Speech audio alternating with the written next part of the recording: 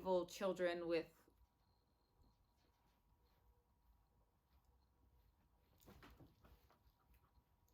Also, sorry if you can hear my bird in the background. He likes to make a lot of kissy noises, and also whenever I'm speaking, he wants to like be louder than me because he's a diva. What's going on, YouTube? It's Anna, and today we're going to be talking about the black-eyed children. Let's get started. So the black-eyed children is a myth that is pretty old. I feel like everybody has heard about them at some point or another. Either you've seen them in the movies or a scary story. It's really popular and it's super creepy. I don't know if like other people have that same feeling, but when it comes to like ghosts or haunted things or evil things, I feel like when it's children, it's so much worse because children are like supposed to be pure and innocent and, you know, good.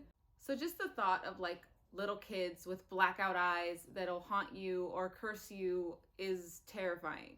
According to the myth, these kids are like between the ages of 6 and 16, and they look relatively normal. One of the first sightings goes all the way back to 1996, and it was by a man named Brian in Texas, in Abilene, Texas. I'm sure I'm butchering the city, I'm sorry. But his name was Brian, and he was a journalist. In Brian's encounter with the black-eyed children, he starts off by driving out throughout the night. He pulled into a movie theater parking lot. We don't really know what reason, but it seemed like maybe he was writing a check or doing some research. I don't know, writing something down. And two kids approached his vehicle, and he didn't even notice until the older boy tapped on his window. And when he looked up and rolled down the window to see what the kids needed, he instantly felt fear and he felt like sick. According to him, the kids looked really normal. They didn't like seem like anything was wrong with them other than the fact that he felt terrible just like being in their presence. And the kids basically had some sort of story about how they were trying to see a movie at the movie theater and they weren't able to because they didn't have enough money and they needed a ride home so they could get money. He wasn't really buying the kids' story and he was trying to find some way to get out of it, telling them the movie had already started. By the time we get back, it'll almost be over. You know, can you call your parents? Things like that, just trying to get out of giving the kids a ride because he felt so uncomfortable. And he was, you know, talking to them, making eye contact. And the second he broke eye contact from the boy, his eyes went black. And the kids did not like that they, you know, they weren't getting a ride from him, that he was denying them the ride because the way that the story goes, they can't hurt you, they can't do whatever it is that they do to you unless they have your permission, unless you invite them. So since they weren't allowed in his car, they weren't able to do whatever it is they wanted to do to him that night. Long story short, he ended up, you know, peeling out of that freaking parking lot and getting home and, you know, remember that story forever. He told his friends, he told his family. Nobody believed him. It's really easy not to believe that kind of story when, you know, it's the only thing you've ever heard like that. It sounds crazy. Children with black eyes, like, you sound crazy. But as soon as the story started to get out, I don't know how he got it out, maybe because he's a journalist, maybe he's probably just writing about it. That's when it started spreading, and that's when people actually started to like believe his story. And there were other people that came out with similar stories and agreeing that that's a real thing. Here's my story. Here's what happened to me when I saw them.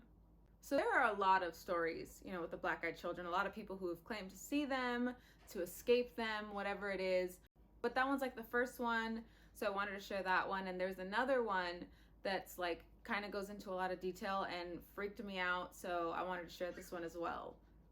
This one is terrifying, and honestly, the events that take place are even more unbelievable than the first one, if you can believe that. It's about an elderly couple that lived in Vermont, and one night they heard 3 knocks on the door, on the front door, and they went to the door and it was a young boy and girl, and they were saying that, you know, their parents were on the way to pick them up and they just wanted someplace safe to wait for them to get there.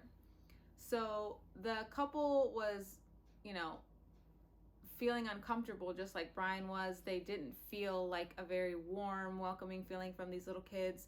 but they let them inside anyways. The kids didn't make eye contact with them. They went straight inside and like sat on the couch, didn't like really try to make conversation or look at them in the face.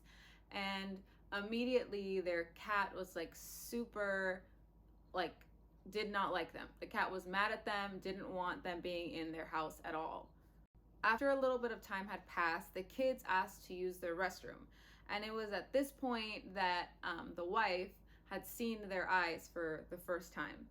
And that's when she saw that they were pitch black. And she was like in shock. She didn't believe it. She was like, am I going crazy? What's happening?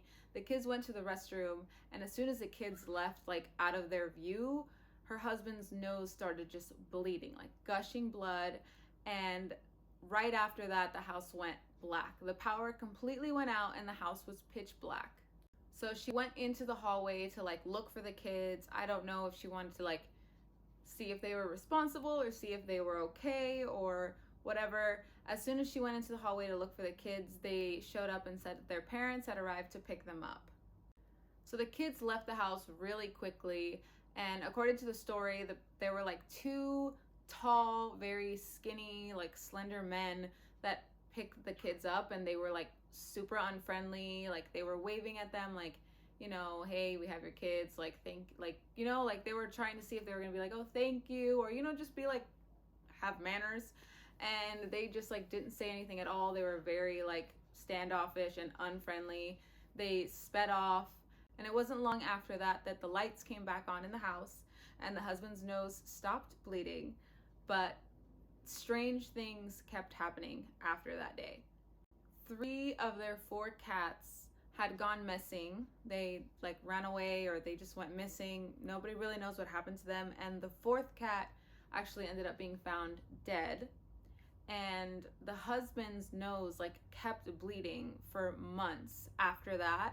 And he went to the hospital to see what was going on, and it turned out that he had a very like aggressive form of like skin cancer, I believe. So that was really weird because like nowhere in the story did they mention that he had ever had nosebleeds like previous to that night, which is really weird. Like it just happened because the kids were there. Like the kids cursed the home, cursed their like life basically. So yeah, very, very scary. That story is insane. Like compared to the other one, it's like way crazier because they actually invited the kids into their home and their space. So they were able to curse them or whatever it is that these kids do. And like I said, there were a lot of stories that came out like after the first one, after Brian's story. Especially in Texas, there's a lot of stories about black-eyed children there. Even in other countries that they actually found out happened even before Brian. And the stories became so popular, just like the thought of it, the concept of black-eyed children became so popular. They made a movie about the black-eyed children in 2015.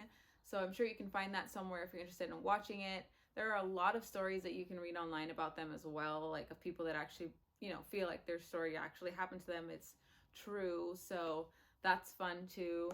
According to the legend, as soon as they approach you, you have an immediate, What's an immediate? According to the story, as soon as they approach you, you just have this immediate sense of fear, just overwhelming fear.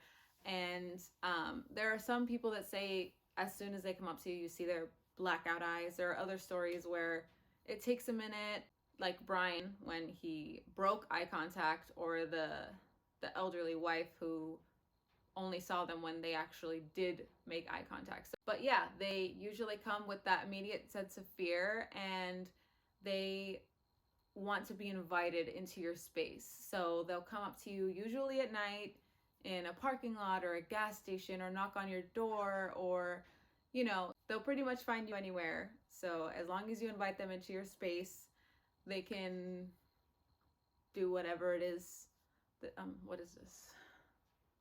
They can do whatever it is that they do. And there's a lot of theories about what these black-eyed children even are. You know, are they like demons? Are they ghosts? Some people even believe they're like aliens or vampires.